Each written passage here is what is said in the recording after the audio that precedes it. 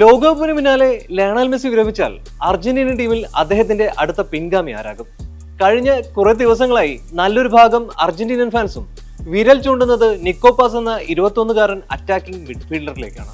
ഗ്രൗണ്ടിൽ box to box ആയി കളിക്കാൻ ഇഷ്ടപ്പെടുന്ന യുവതാരമാണ് ഇദ്ദേഹം.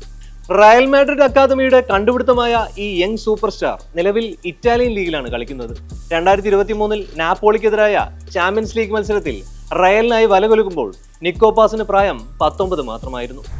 മെസ്സിയുടെ ഇടങ്കാലൻ ഗോളുകളോട് തുലനം ചെയ്യാവുന്നതായിരുന്നു ബോക്സിന് വെളിയിൽ നിന്നുള്ള ആ വണ്ടർ ഗോൾ. അന്ന് ആ കുട്ടിത്താരത്തെ പ്രശംസ കൊണ്ട് മൂടാൻ അന്റോണിയോ റൂഡിഗറും റോഡ്രിഗോയും ഉൾപ്പെടെയുള്ള സീനിയർ താരങ്ങൾ മത്സരിക്കുകയായിരുന്നു.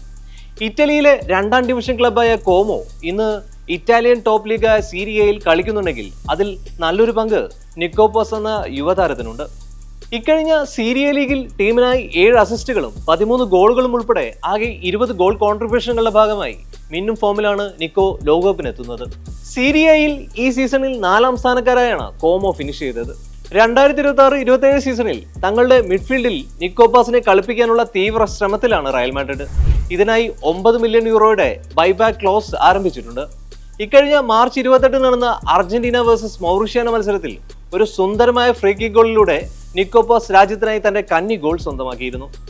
ഇപ്പോൾ മെസ്സിയുടെ 10ാം നമ്പർ ജേഴ്സി ഇഷ്ടപ്പെടുന്നവർ വരുംകാലത്ത് ഏറ്റവും അധികം വാങ്ങിക്കൂട്ടാൻ പോകുന്നത് നിക്കോ പാസിന്റെ 18ാം നമ്പർ ജേഴ്സി ആയിരിക്കും.